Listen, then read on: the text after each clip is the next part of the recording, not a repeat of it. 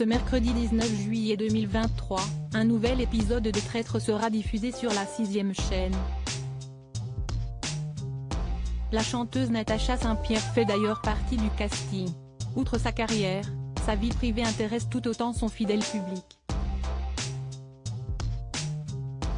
Peu le savent mais, par le passé, l'artiste a vécu une belle histoire avec Sébastien Benoît, un célèbre animateur québécois qui a depuis refait sa vie avec une sublime médecin. Les Traîtres sont de retour sur M6. Ce mercredi 19 juillet 2023, les aficionados pourront découvrir un nouvel épisode du programme estival de la chaîne. Nul doute que les rebondissements seront au rendez-vous. Quant au casting, la production a voulu faire les choses en grand. La chanteuse québécoise Natacha Saint-Pierre a d'ailleurs accepté de participer à cette deuxième édition. Une expérience inédite qu'elle n'est pas près d'oublier. Chanteuse à succès, la principale intéressée continue de faire le bonheur de ses fans français avec ses multiples projets. Comme d'autres stars, l'interprète de Qui trouvera s'est toujours montrée discrète quant à sa vie privée. On la sait désormais divorcée de Grégory Kiak, le père de son fils Bichente qu'elle avait rencontré en Afrique en 2010. Mais avant lui, Natacha Saint-Pierre a été en couple avec Sébastien Benoît, un célèbre animateur de radio et de télévision qui s'illustre au Canada. Après plusieurs années d'amour, c'est en 2004 que leur histoire aurait pris fin. De son côté, le présentateur a refait sa vie avec une dénommée Karine Dumont. À en croire ces rares confidences recueillies par nos confrères de 7 jours en 2020, cette dernière travaille en tant que médecin dans une clinique pédiatrique à Laval.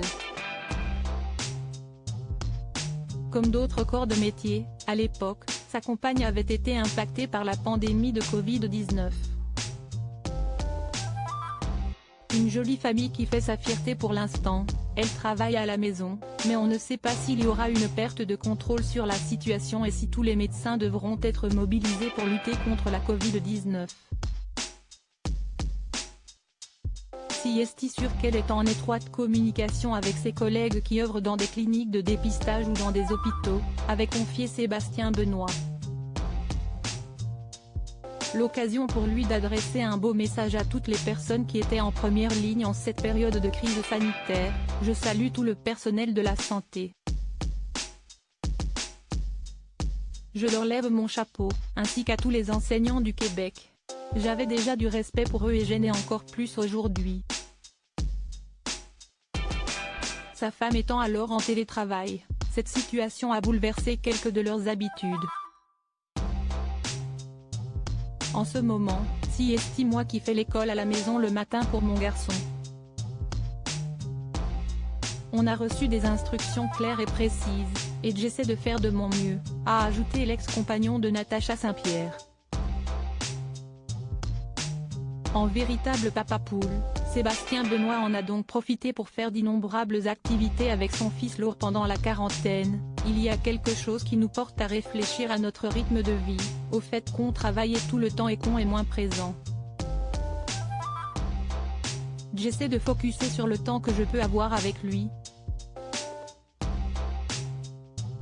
Il aime encore ça d'être avec nous, mais ça l'embête quand même de savoir qu'il ne peut pas jouer avec ses amis et qu'on doit rester dans nos maisons. Une période désormais révolue,